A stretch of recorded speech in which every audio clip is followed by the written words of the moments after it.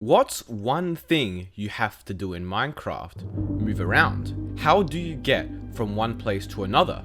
Well, you either move there yourself or find some other means of transport. And this of course can take time depending on where exactly you want to go. But that being said, the game has constantly been updated and changed throughout its decade of existence, and players have discovered many other means of transport, some intentional, add to the game to help players, and some, well, not so intentional. There has been a massive array of methods of transportation throughout the game's lifespan, and today we're going to be talking about their evolution, from simple transport methods to more advanced and insane, which allow players to teleport thousands of blocks in mere seconds. We've got a lot to cover today, and a lot to talk about, so without further ado, let's get right into it.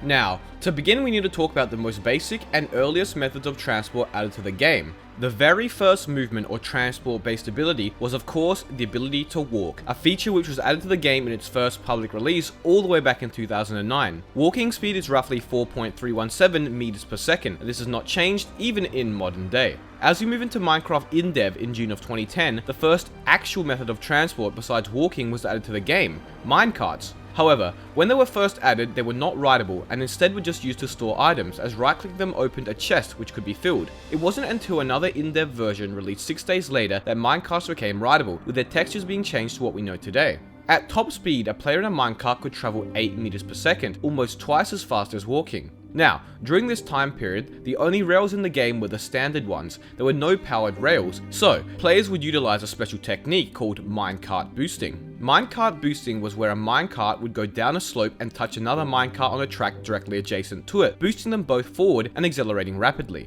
With some smart engineering, you could make a railway track that had boost stations set up at proper positions, allowing you to never lose speed. Minecart boosting got relatively advanced as displayed by the multitude of techniques showcased on the Minecraft wiki. Now, later in Minecraft Beta 1.6 during April of 2011, minecart boosting was removed with the addition of powered rails. However, in July of 2010, during Minecraft Alpha 1.0.6, about a month after minecarts were added, boats were also introduced. Now, boats also moved at 8 meters a second, just like minecarts, but didn't require any expensive infrastructure and could be used much more easily. This would lead to expert players such as Etho designing boat transportation infrastructure such as EATS. EATS, which stands for Etho's Advanced Transportation System, was a build which allowed boats to move at fast speeds by breaking up water with a block gap. As Etho stated, the reason why this design was better than a basic minecart system was because the system includes two-way traffic that can handle many users at a time, controlled four-way intersections, the ability to merge roads together in a grid-like pattern, maximum speed transport, and abandoned boat handling, allowing a rider to get off at any point.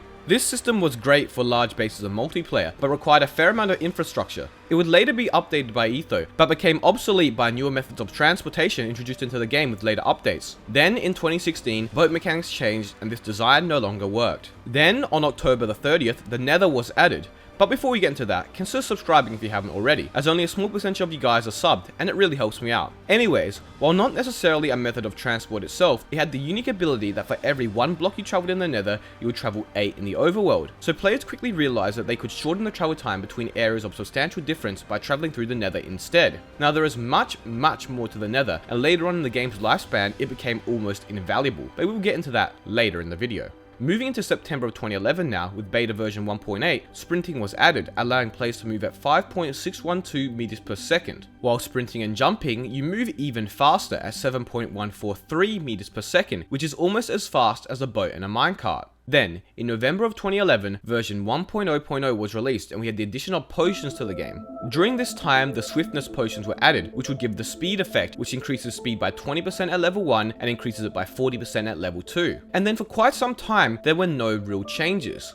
Well, not until almost 2 years later. Almost 2 years later, in July of 2013, horses were added to the game in version 1.6.1. A feature which had been requested for quite some time by players, modders had added it a while back in mods such as the Mo Creatures mod. In fact, the creator of the Mo Creatures mod helped implement horses into the game, and the modded horses were the baseline for Minecraft's actual horse models. Now, what makes the horses unique from all other methods of transport we've talked about today is the fact that they don't have a set speed. They spawn with different speeds naturally, and the fastest horses can go 14.23 meters per second, which is crazy fast. However, that is the peak horse speed, as on average, horses only go about 9 meters per second, with the slowest horses only going about 4.74 meters per second, which is actually slower than a player. Horses also had unique jump heights, ranging anywhere from 5.5 blocks to only 1.25 blocks. However, horses only really improve upon player speed ever so slightly in the grand scheme of things. They aren't really that revolutionary. Let's return to the Nether now. You see, around this time, let's say late 2013 to 2014, players discovered something. It was known that if you used a boat on ice, you would go incredibly fast. In fact, you could go 57.1 meters per second, which was one of the fastest methods of travel in the game at the time. But players discovered that if you set up ice highways in the Nether, you combine the best of both worlds. A dimension where you travel 8 times faster, and a method of transport where you travel insanely fast to go thousands of blocks in mere seconds. And once packed ice, a variant of ice which doesn't melt, was introduced to the game in late 2013, this became an even more viable method of transport, with many players setting up massive ice highways through the Nether. Players also started glitching onto the bedrock roof of the Nether and setting up highways there, as they were much easier to build and didn't have any obstruction. And this method would improve even later once again, with the addition of blue ice in Minecraft version 1.13, released in July of 2018. Blue ice actually allowed you to go even faster on boats, traveling at 72.7 meters a second. And to this day, it's still common to see expansive ice highways and networks on many servers or worlds, but this was nowhere near the fastest or easiest method of transport still, as it once again required significant resources and infrastructure to set up. This is why, as we enter 2014, there was a shift to focus on trying to automate transport with far less infrastructure and resources. In September of 2014, the slime block was added to the game. Now, before slime blocks were added to the game, they were in a snapshot form for a while, and basically the only thing they did was allow you to bounce on them. They didn't have their stickiness properties. Thanks to technical server ZipCrowd, who added their own code to make the block sticky, the slime block was able to move other blocks, and Mojang liked this feature so much that they implemented it into the game. ZipCrowd also invented the first ever flying machine, which are contraptions that can continuously fly through the air from location to location. And this was revolutionary, as utilizing boats you could sit on the flying machine AFK and let it move for you as long as you liked. And to this day, flying machines are still used often for not only transport, but for farm designs and perimeters. Anyways, flying machine designs are still evolving and becoming faster and more efficient to this very day, but previously their main downside was the fact that they were actually slower than walking. However, these days some of the fastest flying machines get up to 5 meters a second. Now, while this does sound slow, you have to remember that these can be fully AFKable, and due to this, the speed is kind of negligible. It's just awesome to see how the redstone engineers from many technical servers have improved their designs over the past years. Since we're on the topic of technological or advanced methods of travel, I think it's time to talk about piston bolts. Now, while they were first invented by Test 137E29 all the way back in February of 2012, they didn't become that well known to the public sphere until later years, where tech servers such as SciCraft would implement them in their Nether highways. Piston bolts utilize a feature whereby minecarts are pushed by pistons onto curved rails. When done in a straight line, you can travel roughly 20 meters a second, and when done diagonally, you can go 28.2 meters a second. SciCraft has perfected the piston bolt, and Ilmengo has tested designs that can allow you to go around 34 meters a second. However, while piston bolts are very fast and efficient, they take substantial work to set up, as they require rails in a specific curved position, as well as a bunch of redstone pistons and infrastructure. They are also slower than ice highways, but do have the advantage of being easier to turn, and they don't require any player input once started. Therefore, while they have their own pros and cons, their difficulty to build means that ice highways get preferential treatment by the majority of the player base.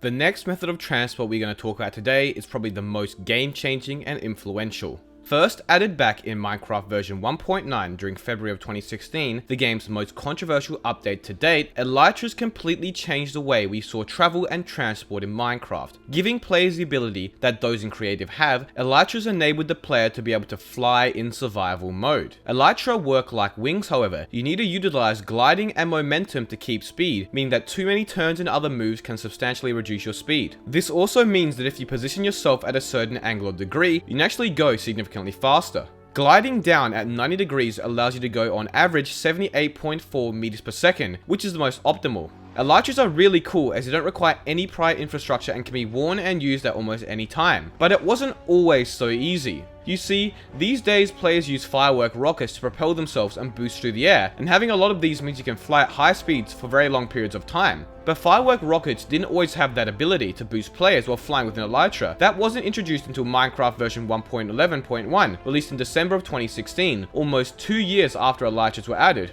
So before that, players would use bows with the punch enchantment on them to shoot themselves in midair and propel them. This was a harder method to use than firework rockets, as you would often miss or have other difficulties. These days with firework rockets, ELYTRAS is the most common method of travel around the world, and it's been questioned whether they are OP or not. However, it is no doubt that they are super enjoyable and a less grindy method of long distance transportation, but they are far from the fastest. In 2019, with the release of Minecraft 1.14, the Village and Pillage update, players discovered that one of the strong raid mobs called the Ravager could potentially teleport you. You see, Ravagers have the ability to do substantial knockback to players and entities when their attacks are blocked by a shield. And utilizing a contraption that positions the player optimally, you can get knocked back thousands of blocks instantly. If you ride an entity such as a llama, you can go even further, roughly traveling about 2,600 blocks almost instantly, according to a video by Simply Sark. And this only takes about a second or two, so you're basically traveling over 1,000 meters a second. Now, the infrastructure isn't super difficult to set up besides getting the Ravager in place, which is quite difficult in survival, so alas, this design isn't that popular. And finally today, we are moving on to the fastest possible method of transport. Now I'm sure you all know what enderpearls are. They're an item which you can throw that teleports you where they land. Now I'm sure you all know what TNT is, but combining the two leads to some amazing results. You see, when an enderpearl is thrown, it becomes an entity called Thrown Enderpearl, and TNT gives knockback or can blast entities with what's known as TNT acceleration. I'm sure you see where this is going. Utilizing TNT, you can basically give insane acceleration to an enderpearl, making it go far further than possible just by normally throwing it. And this has been a known method since 2012, with the earliest pioneers of the strategy such as SethBling showcasing it as far back as March that year. In fact, you could just set up a normal TNT cannon and throw an enderpearl in front of it, and teleport about 500 blocks with it all the way back in 2012. However, the issue was that the enderpearl never landed precisely. It had substantial variation due to player error and the randomness of the throw, as well as the TNT. But things have developed substantially over the years. A SciCraft member by the name of XCOM 6000 developed a highly precise TNT cannon, which without going into too much detail, uses redstone and other entities, pistons and more to optimally place an enderpearl in a position where it will be able to be launched 88,000 blocks and land at the same position every time. Now, this contraption does this by cancelling the thrown enderpearl's X and Z momentum, making it so the position of the enderpearl is always the same, allowing for an unseen precision never before utilised in these types of cannons. Once the thrown pearl has been aligned, 1040 TNT blow up and speed up the enderpearl to 900 blocks per tick. But we also have to factor in the time it takes to align the pearl and accelerate it, which is 28.1 seconds, giving you a speed of 3,134 meters per second, which is incredible. However, if we ignore all that and just calculate how fast it travels from the instant the enderpearl is accelerated by the TNT, that gives you a speed of 18,000 meters per second, which is absolutely insane. Now, you want to know what's even more insane? If you set one of these up in the Nether, you can travel roughly 704,000 blocks in the overworld in roughly 30 seconds. I don't think anything else tops that at the current moment. Now, theoretically you could use 44,000 TNT and travel 30 billion blocks straight to the world border, but the server or world would crash long before that. In fact, to travel 88,000 blocks in the world download XCOM provided, you need to allocate at least 3 GB of RAM to the game, and on top of that, it's not easy to build and set up, requiring relatively advanced redstone and chunk loaders, meaning that the ordinary player will likely never have access to this. But nevertheless, I highly encourage you to check out XCOM's video about it, which will be linked in the description, and this method may still be improved upon in the future. But anyways, that about wraps it up for today. We talked about the history of Minecraft transport, from simple boat and minecart tracks to highly powered cannons and launchers, basically teleporting players. Who knows what the future holds for transportation, and what update may introduce the feature that finally breaks the game. But hey, only time will tell. Be sure to subscribe and follow me on Twitter, as well as join the Discord. Links are in the description. Thank you all so much for watching.